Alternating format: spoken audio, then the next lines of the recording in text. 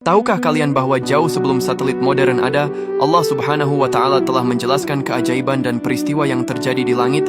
Pernahkah kalian membayangkan langit sebagai sebuah laboratorium raksasa yang sangat sibuk? Di balik gemuruh guntur yang menggetarkan dada, ada sebuah proses rumit yang baru bisa dipecahkan oleh sains modern dalam beberapa dekade terakhir. Namun, tahukah kalian bahwa rahasia mesin pembuat kilat ini ternyata sudah dibocorkan oleh Al-Quran sejak 14 abad yang lalu? Ribuan tahun sebelum satelit cuaca ditemukan, Allah Subhanahu wa Ta'ala telah berfirman dalam surah An-Nur ayat 43 yang artinya, "Tidakkah engkau melihat bahwa Allah mengarahkan awan bergerak perlahan, kemudian mengumpulkannya, lalu menjadikannya bertumpuk-tumpuk, lalu engkau lihat hujan keluar dari celah-celahnya? Dan Allah juga menurunkan butiran-butiran es dari langit, yaitu dari awan yang menyerupai gunung-gunung, maka ditimpakannya butiran es itu kepada siapa yang Dia kehendaki, dan dipalingkannya dari siapa yang Dia kehendaki. Kilauan kilatnya hampir-hampir menghilangkan penglihatan." Fakta dalam Al-Quran ini benar-benar membuat para ilmuwan sains modern tertakjub. Sains modern menjelaskan bahwa kilat tidak muncul secara tiba-tiba. Ada 3 tahap utama yang dilalui, persis seperti urutan dalam ayat tersebut. Yang pertama, yaitu tahap penggiringan atau advection, di mana angin menggiring awan-awan kecil atau cumulus menuju satu titik pertemuan.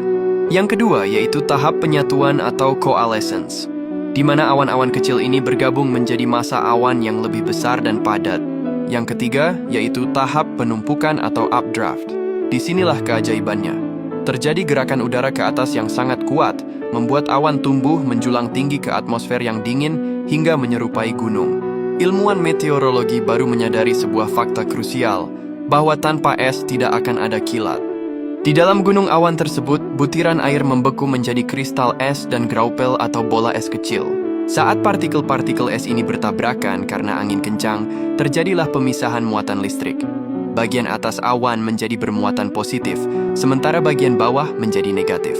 Ketika perbedaan tegangan ini sudah tak terbendung, meledaklah energi listrik yang kita sebut sebagai kilat. Inilah alasan mengapa Allah menyebutkan turunnya es dari awan berbentuk gunung tepat sebelum membahas tentang kilauan kilat.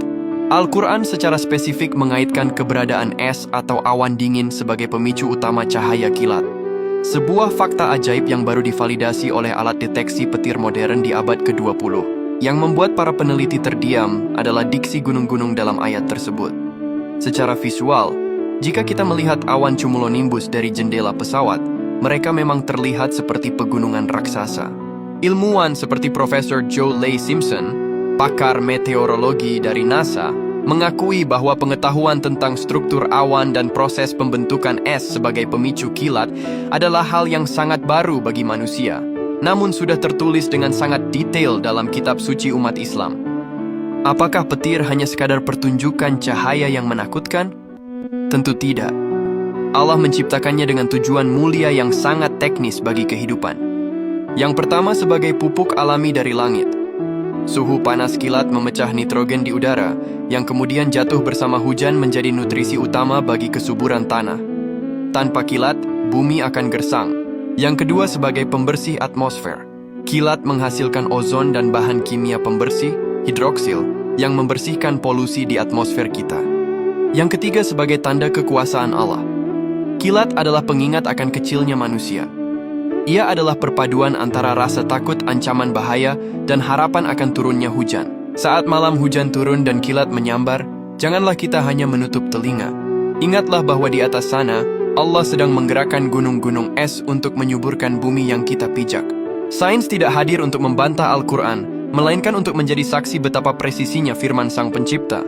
Kilat itu bukan sekadar anomali cuaca, ia adalah goresan pena cahaya Allah yang menuliskan pesan, "Tidakkah kamu berpikir?" Maha suci Allah atas segala kuasanya. Allahumma sholli ala Sayyidina Muhammad